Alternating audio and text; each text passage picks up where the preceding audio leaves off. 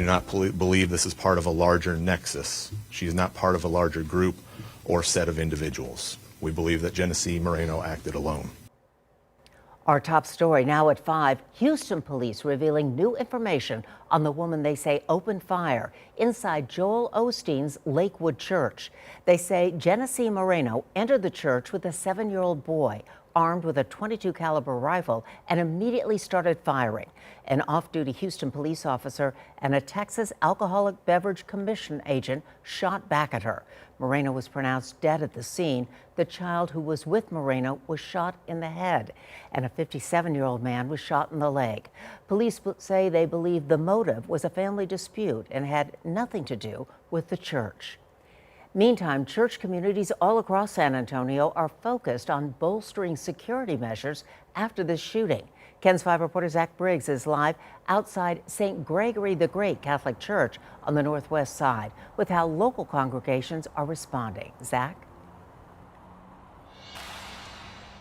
Religious leaders tell me that these conversations about safety, they're happening year-round, and one of the biggest challenges, they say, is not having enough armed security throughout the week.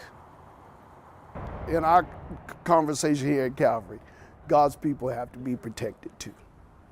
God's people have to be protected in God's house. Sunday service here at Calvary Baptist Church, a time for fellowship and healing. Pastor Kevin Nelson says the shooting at Lakewood Church in Houston reminded him that no one is 100% safe these days, not even in a place of worship. I think you get to the point to where you almost have to say, we've done all we can. Lord, it's up to you. Video surveillance warnings against open carry made apparent when you visit Calvary. In Texas, concealed carry of a firearm permitted by law. There are people in place.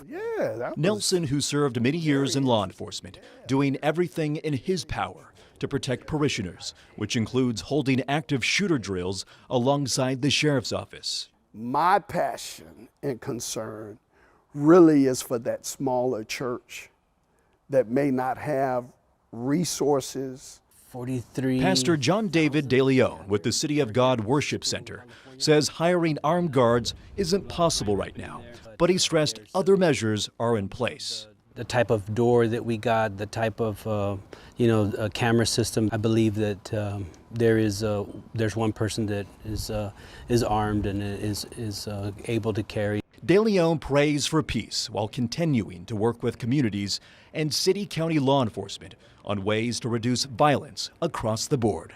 It's something that we as pastors and we as leaders need to stand against and continue to preach the gospel, reach people, give them hope.